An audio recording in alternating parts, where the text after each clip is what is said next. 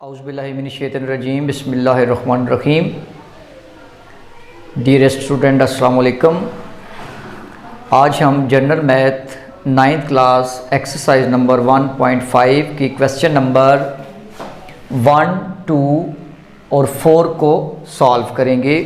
अब देख, question number 1 और 2 तो तरतीब से होंगे, ठीक है। इसके बाद क्वेश्चन नंबर 3 को मैंने इसलिए स्किप कर दिया है कि क्वेश्चन नंबर 3 जो है वो बिल्कुल सेम है क्वेश्चन नंबर 2 की तरह, ठीक है। उसके बाद मैंने क्वेश्चन नंबर 4 किया है और 5 नहीं करूँगा, इसलिए कि क्वेश्चन नंबर 4 और 5 बिल्कुल सेम है, सिर्फ उनकी वैल्यूज़ जो उनकी रकूम दी गई हैं उनमें थोड़ा सा फ़र्क होगा, जो डाटा दिया गया होगा, बाकी मेथड उनका सेम होगा, ठीक है। इसलिए आज हम क्वेश्चन नंबर 1, 2 एंड 4 को डिस्कस करेंगे। जब ये 3 क्वेश्चन कर लेंगे तो समझ ले आपके 5 क्वेश्चन कंप्लीट हो जाएंगे, ठीक है जी। अब हम पहले सवाल की तरफ चलते हैं। सवाल नंबर 1 जैसा कि लिखा हुआ है कि 20 निस्बत 50 तनासब 8 निस्बत 8 के तनासब में x की कीमत मालूम करें।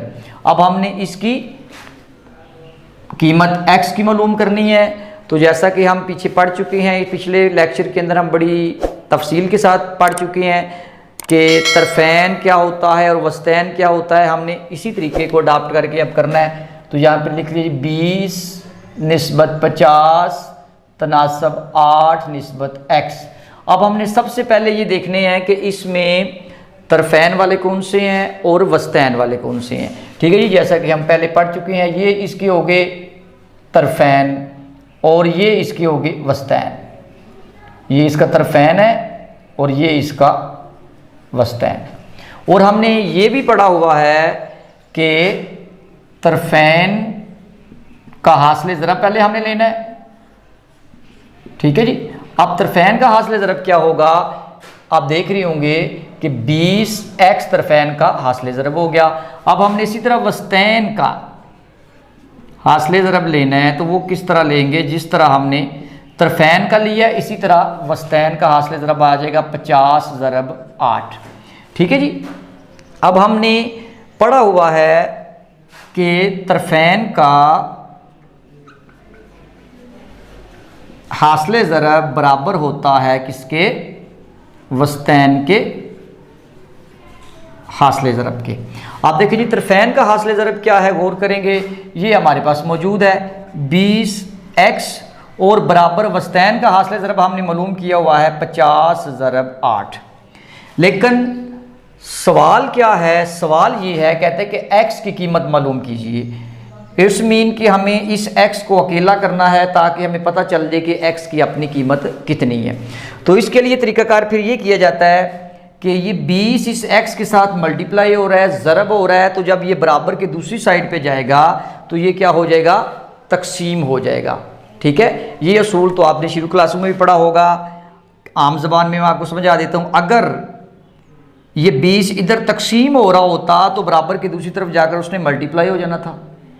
अब अगर इधर मल्टीप्लाई हो रहा था तो उधर जाकर डिवाइड यानी तकसीम हो जाएगा। अगर इधर जमा हो रहा होता तो उधर माइनस हो जाना था। अगर इधर माइनस हो रहा होता तो उधर जमा हो जाना था, यानी कि उसका उलट चलना है उसने, यानी कि ज़रब से तकसीम, तकसीम से ज़रब, जमा से नफ़ी, नफ़ी से जमा, ठीक है जी। तो अब हमने देखना ये है, क्योंकि ये मल्टीप्लाई हो रहा है इधर यानी ज़रब हो रहा है, तो इधर आपने क्या करना है, इसको बराबर की दूसरी साइड पे लेके जाएंगे तो फिर क्या आपके पास आएगा, ये बटा यानी कि तकसीम हो जाएगा, ठीक है जी। अब बिल्कुल आसान है, आसानी के लिए इस ज़ीरो को इस ज़ीरो के साथ काट दें। पीछे आपके पास 5, 8 और 2 रह गया, 2 एक बार 2 और 2 4 बार 8 और 5 4 बार 20, इसका आंसर आ जाएगा। अब हमने इसका जवाब ढूंढ लिया जी। क्या जवाब है इसका, कि x बराबर है 20, इसका आंसर आ जाएगा। और मैं उम्मीद करता हूँ कि क्वेश्चन नंबर 1 आपको अच्छी तरीके से क्लियर हो गया होगा। हाँ जी स्टूडेंट्स, अब हम चलते हैं क्वेश्चन नंबर 2 की तरफ। अब पहले क्वेश्चन को हम गौर से पढ़ेंगे। वो कहते हैं कि अगर कपड़े के 15 जोड़ों की कीमत 6,750 रुपये हो तो 4,050 रुपयों में कितने जोड़े ख़रीदे जा सकते हैं। हाँ जी, सवाल हमने पढ़ लिया कि हमसे वो क्या पूछ रहा है। पूछ वो ये रहा है, पहली पोजीशन में तो उसने हमें पहली सूरत में जो उसने हमें चीज़ दी हुई है वो कहता है कि 15 जोड़ों की कीमत 6,750 रुपये है। ठीक है जी, पहली चीज़ तो हमें बिल्कुल क्लियर हो गई कि अगर वो 15 जोड़े लेता है तो उसने 15 जोड़ों की इवज़ 6,750 रुपये दिए। ठीक है जी। दूसरी दफ़ा वो कह रहा है, कहता है कि अगर उसके पास 4,050 रुपये हों तो फिर उसको कितने जोड़े मिलेंगे। ठीक है, इस चीज़ को हमने देखना है कि ये तनासब रास्त है या तनासब माकूस है। ठीक है जी। अब पहले नंबर पे तो उसने जो डाटा दिए हुए पहले हम वो लिखेंगे, इसके बाद हम इसका फैसला करेंगे कि ये तनासब रास्त है या तनासब माकूस है। इससे पहले मैं इसकी तारीफ आपको एक दफ़ा फिर रिवाइज कर देता हूँ ताकि आपके माइंड में रहे कि तनासब रास्त क्या होता है कि अगर एक मिकदार के बढ़ने से दूसरी मिकदार भी बढ़ रही हो या किसी एक मिकदार के कम होने से दूसरी मिकदार भी कम हो रही हो तो फिर हम उसको तनासब रास्त कहते हैं। और तनासब माकूस क्या है कि अगर किसी एक मिकदार की कीमत बढ़ने से दूसरी मिकदार की कीमत कम हो रही हो या एक मिकदार की कीमत कम होने से दूसरी की कीमत बढ़ रही हो तो फिर हम उसको तनासब माकूस बोलते हैं। तो अब हमने ये देखना है, सबसे पहले हमने लिख लीजिए ये जोड़े और यहां पर इसकी लिख लीजिए कीमत। ठीक है जी। फर्स्ट टाइम आप देखेंगे जी कितने जोड़े हैं जी, 15 जोड़े हैं। 15 जोड़ों की कीमत कितनी है, 6,750 रुपये। ठीक है जी, फर्स्ट टाइम। सेकंड टाइम क्या हुआ कि दूसरी दफा उसके पास पैसे कितने हैं, 4,050 रुपये हैं। अब यहां पर मालूम करना है कि हमें उसके कितने जोड़े मिलेंगे। याद रखिएगा जो चीज़ आपको मालूम नहीं है, यानी जो चीज़ हमने फाइंड करनी है, मालूम करनी है, उसके लिए आपने x को सपोज कर लेना है, x को फ़र्ज कर लेना है। इसलिए ये जोड़े दूसरी दफ़ा तो मुझे जोड़ों का पता नहीं कि मुझे कितने मिलेंगे। ठीक है, तो इसलिए मैंने फिर क्या यूज़ किया, x यूज़ कर लिया। ठीक है जी। अब जब ये रकम आपने लिख लेनी है तो यहाँ पर अब आपने फैसला करना है कि ये तनासब माकूस में आता है या तनासब रास्त में आता है। अब देखें जी इसका कंसेप्ट किस तरह क्लियर होगा। अब देखिए 6,750 रुपये उसने दिए तो 15 जोड़े लिए। अब इस तरफ से कीमत कम हो गई, 4,050 रुपये हो गए। इस तरफ आप देखेंगे तो ऑटोमेटिकली जाहिर बात है जब उसने कीमत कम करनी, पैसे उसके पास कम होंगे तो उधर से उसको जोड़े भी कम मिलेंगे। यानी इधर से कीमत कम यानी पैसे कम हो रहे हैं तो उस तरफ से जोड़े भी कम होंगे। तो ये सादक आती है किसके ऊपर, तनासब रास्त की तारीफ के ऊपर कि जब एक मिकदार कम हो रही हो तो दूसरी भी कम हो। ठीक है, या एक मिकदार बढ़ रही हो तो दूसरी भी बढ़े। तो आप देखें अगर पैसों की मिकदार कम हो रही है तो जाहिर सी बात है कि जोड़ों की मिकदार भी फिर तो कम होगी ऑटोमेटिकली। तो फिर हम ये कह सकते हैं कि ये किस तनासब में है, रास्त तनासब में। ठीक है जी। तो अब रास्त तनासब को जाहिर करने का तरीका क्या है, याद रखिएगा। इसके लिए एक एरो यूज़ करते हैं आप, और एरो जब आप यूज़ करते हैं तो उसका तरीका ये होता है कि जब आप एरो को यूज़ करते हैं तो उसकी डायरेक्शन या आप इस तरह रख सकते हैं, यानी ऊपर इसकी टेल नीचे हेड रख लें, लेकिन शर्त ये है कि इन दोनों तरफ इसकी डायरेक्शन जो है वो सेम होनी चाहिए। ठीक है जी। तो इसके लिए आप इसको ये हेड टू टेल जो इसका रूल है, हेड इसका ऊपर हो जाए या टेल इसकी ऊपर हो जाए, इससे फर्क नहीं पड़ता। अब देखिए अगर मैंने इसका हेड ऊपर टेल ऊपर रखी है, हेड नीचे है, तो इसकी भी टेल ऊपर और हेड नीचे होना चाहिए। या फिर दूसरी सूरत में अगर मैं इस तरह करता हूं कि इस तरफ से अगर मैं हेड जो है ये ऊपर है, टेल नीचे है, तो फिर मुझे यहां पर भी यही करना है, तब मैं इसको कह सकूंगा कि ये कौन सा है, तनासब रास्त। ठीक है, तो ये बात, ये पॉइंट बड़ा है मैं जो आपने अपने माइंड में रखना है। ठीक है जी। अब हम इसको हल करना शुरू कर देते हैं। हमने ये फैसला कर लिया, हमें पता चल गया कि ये तनासब रास्त है। ठीक है जी। अब हमारे लिए कोई मुश्किल नहीं है। अब अगर आप गौर करते हैं तो ये निस्बत है, इसकी निस्बत है इसके साथ, तो फिर मैं इसको इस तरह लिख सकता हूँ x निस्बत 15, इसकी निस्बत इसके साथ है। आप एक और भी बात इसमें याद रखिएगा, आप ये ऊपर से भी शुरू कर सकते हैं, नीचे आके ये तरतीब भी आप कर सकते हैं। आप यानी हेड से भी शुरू कर सकते हैं, टेल से भी शुरू कर सकते हैं, लेकिन मैं आसानी के लिए टेल्स को पहले लिख रहा हूँ, फिर हेड को लिख रहा हूँ। इसी तरह इस तरफ भी आप ये जो टेल वाला है ये पहले लिख लें, 4,050 और निस्बत 6,750। जिस तरह इसको निस्बत इससे है, इसी तरह इसको निस्बत इससे है। अब हमारे लिए बिल्कुल आसानी हो गई, हमने बिल्कुल सिंपली करना है, क्या है कि हमने इसके देखने हैं तरफैन और वस्तैन। ठीक है जी, अब आप गौर करेंगे तो ये गौर करें, ये तरफैन हो गया, और ये गौर करते हैं तो ये इसका वस्तैन हो गया। ठीक है जी, तो जैसा कि हम पढ़ चुके हैं, क्या पढ़ चुके हैं कि अब यहां पर लिखते हैं तरफैन का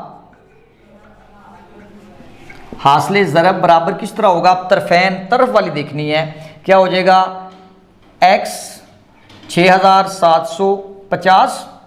ठीक है जी, इसके बाद आपने देखना है वस्तैन का हासिल ज़रब क्या है। आप देखें जी, वस्त वाला हासिल ज़रब देखें, ये यानी 15 ज़रब 40 50। हाँ जी, ये लिखने के बाद हमने इसका फार्मूला लिखना है। वो क्या है कि तरफैन का हासिल ज़रब बराबर है वस्तैन का हासिल ज़रब। तरफैन का हासिल ज़रब हमारे पास क्या है, x 6750 बराबर है तरफैन, वस्तैन का हासिल ज़रब हमारे पास क्या है 4050, यानी तरफैन का हासिल ज़रब x 6750 और वस्तैन का ज़रब 15 ज़रब 4050। अब हमने इसको हल करना है, तो मैंने आपको जैसे पहले भी बताया है कि ये गौर करेंगे तो ये मल्टीप्लाई हो रहा है x के साथ। हमें x को फाइंड करना है, x को खाली करने के लिए हमें इसको मूव करवाना पड़ेगा बराबर की दूसरी साइड पे। तो जब हम करेंगे तो किस तरह होगा, x बराबर है, अब क्या करेंगे 15 ज़रब 40 50 यानी 4050 बटा ये इस तरफ आकर तकसीम हो जाएगा 6750। तो अब अगर आप गौर करते हैं, अब इसके लिए हमने क्या करना है, कैलकुलेटर को यूज़ करना है, तो हम कैलकुलेटर यूज़ कर लेते हैं। अब देखिए ना, 15 ज़रब 4050, ये हमारे पास जवाब आ गया इसका 60,750। अब तकसीम करेंगे किसके ऊपर, 6750 पे, तो हमारे पास जवाब आ जाएगा 9 इसका आंसर आ जाएगा। ठीक है जी, यानी अब हम क्या कह सकते हैं कि अगर उसको 15 जोड़े मिले थे ना 6750 रुपए के, जब वो दुकान पे दूसरी दफा गया ना 4050 रुपए लेके, तो फिर उसको कितने जोड़े मिले, 9 जोड़े मिले। ठीक है जी, तो आप यहां पर 9 जोड़े लिख सकते हैं। ये इसका आंसर आ गया, और मैं उम्मीद करता हूं कि ये सवाल भी आपको अच्छे तरीके से समझ में आ गया होगा। अब हम अपने नेक्स्ट क्वेश्चन की तरफ चलते हैं। हाँ जी डियर स्टूडेंट, अब हम नेक्स्ट क्वेश्चन की तरफ चलते हैं, जो है क्वेश्चन नंबर 4। ठीक है जी, और जैसे कि मैं पहले भी आपको बता चुका हूं कि क्वेश्चन नंबर जो 4 मैं करवा रहा हूं, क्वेश्चन नंबर 4 और 5 बिल्कुल सेम है। ठीक है ना, जिस तरह मैंने क्वेश्चन नंबर आपको 2 करवाया ना, क्वेश्चन नंबर 2 और 3 सेम है, 4 और 5 सेम है। ठीक है ना, तो इसलिए मैं क्वेश्चन नंबर जो 4 करवा रहा हूँ, क्वेश्चन नंबर 5 आपने खुद करना है, बिल्कुल इसी तरीके को अडॉप्ट करना है। पहले इस सवाल को पढ़ेंगे। ठीक है जी, कहता है कि एक गाड़ी को एक ख़ास सफ़र के लिए 45 किलोमीटर फ़ी घंटा के हिसाब से 5 घंटे दरकार हैं। दरकार का मतलब होता है ज़रूरत है। ठीक है, दरकार का मतलब क्या होता है, ज़रूरत है। 3 घंटों में उसी सफ़र को मुकम्मल करने के लिए गाड़ी की रफ्तार क्या होगी। इसकी 2 यहाँ पर कंडीशंस हैं। कौन कौन सी, पहली कंडीशन में हमें वो क्या कह रहा है, कहते हैं गाड़ी को एक ख़ास सफ़र के लिए 45 किलोमीटर फ़ी घंटा के हिसाब से 5 घंटे दरकार है। अब फ़ी घंटा क्या होता है, मतलब ये है कि 45 किलोमीटर फ़ी घंटा, यानी वो समझ लें कि 1 घंटे में 45 किलोमीटर का फासला तय करती है गाड़ी, तो वो 5 घंटे दरकार हैं। ठीक है, कोई एक ख़ास सफ़र है तो वो गाड़ी चलती किस तरह है कि वो 45 किलोमीटर फ़ी घंटा चलती है, यानी 1 घंटे में वो 45 किलोमीटर का फासला तय करती है और वो 5 घंटों में अपना सफ़र मुकम्मल कर लेती है। ठीक है जी, दूसरे सवाल में वो ये कहता है कि 3 घंटों में इसी सफ़र को मुकम्मल करने के लिए गाड़ी की रफ्तार क्या होगी। अब यहाँ पर घंटे जो हैं वो उसने कम कर दिए हैं। अब यहाँ पर सबसे पहले तो हम लिखेंगे गाड़ी की रफ्तार। 2 चीज़ें हमने दी है ना हमें, गाड़ी की रफ्तार और दूसरी तरफ उसने हमें दिए हैं घंटे। क्या दिए हैं? घंटे। अब जरा आपने गौर करनी है कि गाड़ी की रफ्तार पहली दफ़ा कितनी थी? 45 किलोमीटर फी घंटा। ठीक है जी, 45 किलोमीटर फी घंटा नहीं है जी, उसने घंटे लिए थे 5। ठीक हो गया जी। अब पहली सूरत में तो ये थी, अब दूसरी सूरत क्या है? दूसरी सूरत में हमें वो ये कह रहा है, कहते हैं कि 3 घंटों में, इसका मतलब है कि पता हमें चल गया कि इसने 3 घंटे लिए दूसरे सफर के लिए, लेकिन अब हमें ये पता नहीं है कि उसने 3 घंटों में जो सफर मुकम्मल किया है उसमें गाड़ी की रफ्तार कितनी रखी थी, तो उसने वो 3 घंटों में सफ़र जो है वो उसने पूरा किया था। तो फिर मुझे जो चीज़ मालूम नहीं है वो मैं x के बराबर कर लूँगा ताकि आसानी के साथ मैं उसको मालूम कर सकूँ। ठीक है जी। अब आपने सूरत हाल ये देखनी है कि ये तनासब माकूस है या तनासब रास्त है, ये फैसला कैसे होगा? गौर करें। देखिए, पहली दफ़ा 5 घंटे 45 किलोमीटर उसने फी घंटा के हिसाब से अपना सफ़र मुकम्मल किया। दूसरी दफ़ा अगर आप देखते हैं, देखिए इधर से 3 घंटे, देखिए जब घंटे कम होंगे तो उसी सफ़र को मुकम्मल करने के लिए जाहिर सी बात है, जहां पर वो 5 घंटे लगा के 45 किलोमीटर फी घंटा की रफ्तार से चल रहा है तो उसने ये सफ़र मुकम्मल किया है। अब वही सफ़र उसने मुकम्मल करना है लेकिन घंटे उसके कम कर दिए गए हैं, तो डेफिनेटली ये बात है कि जब उसके घंटे कम कर दिए गए हैं तो अब उसको गाड़ी की रफ्तार बढ़ाना पड़ेगी। ठीक है, क्योंकि सफ़र तो उतना ही है जितना पहले 5 घंटे में उसने 45 किलोमीटर फी घंटा रख के तय किया था, लेकिन अब उसने 5 घंटों की बजाय घंटे कम कर दिए हैं। जब घंटे कम हुए हैं तो दूसरी तरफ से उस ड्राइवर को क्या करना पड़ेगा? गाड़ी की रफ्तार को बढ़ाना पड़ेगा। तो हम फिर ये कह सकते हैं कि ये जो है ये तनासब माकूस है। किस तरह? देखें, अगर इधर से घंटे कम हुए हैं तो इधर से उसको रफ्तार बढ़ाना पड़ेगी।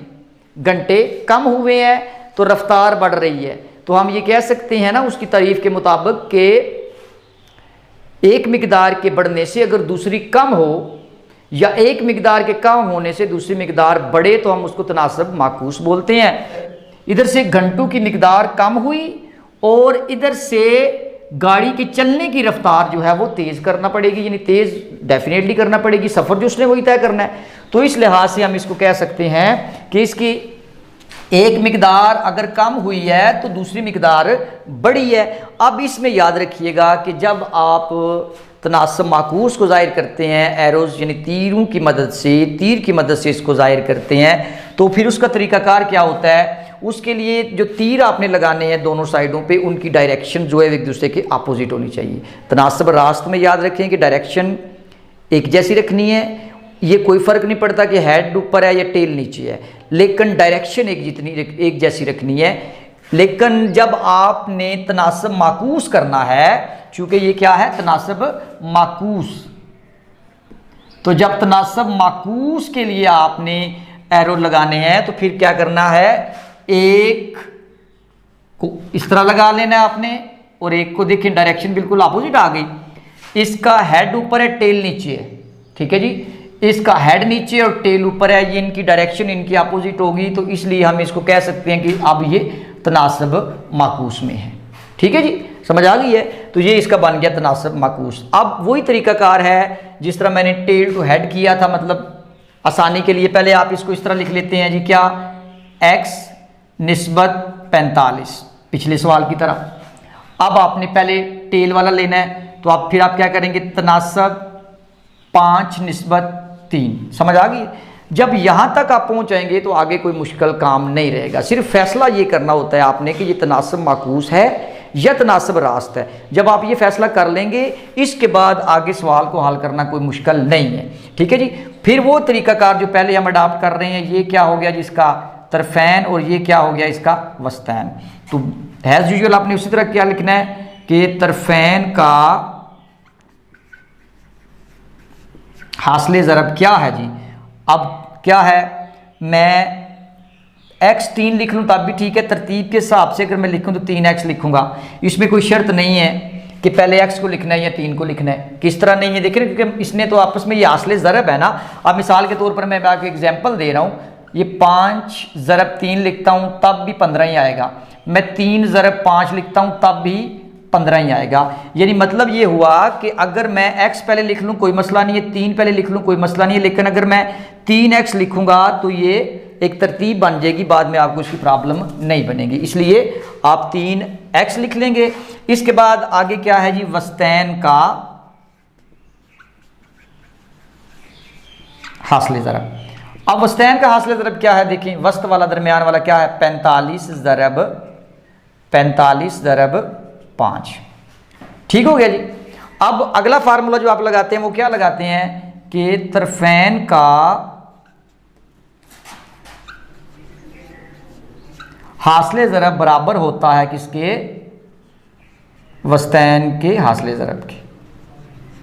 तो फिर आपने लिख लिया तरफैन का हासिल ज़रब बराबर है वस्तैन का हासिल ज़रब। अब तरफैन का हासिल ज़रब क्या है 3x, वस्तैन का हासिल ज़रब क्या है 45 ज़रब 5। ठीक है जी। तो अब मैं ये वाला सवाल जो है ये मैं बाकी जो इसका हिस्सा है मैं इस तरफ सॉल्व करूंगा। ठीक है जी। अब अगर आप गौर करते हैं ये 3 इस x के साथ मल्टीप्लाई हो रहा है, ज़रब हो रहा है। ठीक है, तो पहले भी हमने यही किया था कि ये जो इसके साथ x के साथ जो भी है वो 3 है 5 है जो भी उसके साथ है हमने उसको मूव करवा लेना है बराबर की दूसरी साइड पे। ठीक है, तो फिर क्या बन जाएगा, x बराबर है 45 ज़रब 5 और तकसीम क्या हो गया 3। ठीक है जी। अब अगर गौर करते हैं तो ये इस पे तकसीम हो जाता है 3 एक बार 3, 4 में से 3 निकल गया तो आगे जाके एक बच गया जो उसने 15 बना लिए, 5 3 बार 15। तो अब x बराबर है 15 5 बार कितना हो गया 75। ठीक है जी, 15 5 बार कितना हो गया 75। तो आपके पास आंसर क्या आ गया जी 75, यानी ये 75 किलोमीटर पर आवर। अब आपको समझ आ गई। अब फिर दोबारा सवाल की तरफ एक दफ़ा चलते हैं ताकि हमें समझ आए कि हमने किया क्या है। देखिए जी, अब देखिए उसका हमने जवाब दे दिया जो उसने हमसे पूछा था। कहता है कि एक गाड़ी को खास सफ़र के लिए 45 किलोमीटर फी घंटा के हिसाब से 5 घंटे दरकार हैं। कितने घंटे दरकार हैं 5 घंटे दरकार है। पहला सफ़र तो उसने 45 किलोमीटर पर आवर के हिसाब से मुकम्मल कर लिया था, लेकिन कहता है कि यही सफ़र है, सफ़र उतना ही है, लेकिन यहां पर वो ड्राइवर को कहता है अब तुम्हारे पास 3 घंटे हैं, अब तुमने ये 3 घंटे लगाने हैं, सफ़र उतना ही तय करना है जितना तुमने 5 घंटों में पहले तय किया है। तो फिर क्या करेगा, ड्राइवर ने अपनी गाड़ी की रफ्तार को तेज़ किया। कितना तेज़ किया, अब ड्राइवर को पता चल गया जब वो 3 घंटों में अपनी मंजिल तक पहुंच गया उसने उतना ही फासला तय कर लिया। तो फिर ड्राइवर को पता चला जी पहले मैंने 45 किलोमीटर 1 घंटे में किया था, अब मैंने 75 किलोमीटर 1 घंटे में किया है। बस यही इसका आंसर है। और मैं उम्मीद करता हूं कि आपको ये तीनों सवाल अच्छे तरीके से समझ आ गई होगी। और इंशाअल्लाह अज़ीज़ अब अगले लेक्चर में हम बाकी जो इसकी एक्सरसाइज के क्वेश्चंस रह गए हैं उनको हम डिस्कस करेंगे। इसी के साथ इजाज़त चाहूँगा। अल्लाह आपका हामी नासर हो। अल्लाह हाफिज़।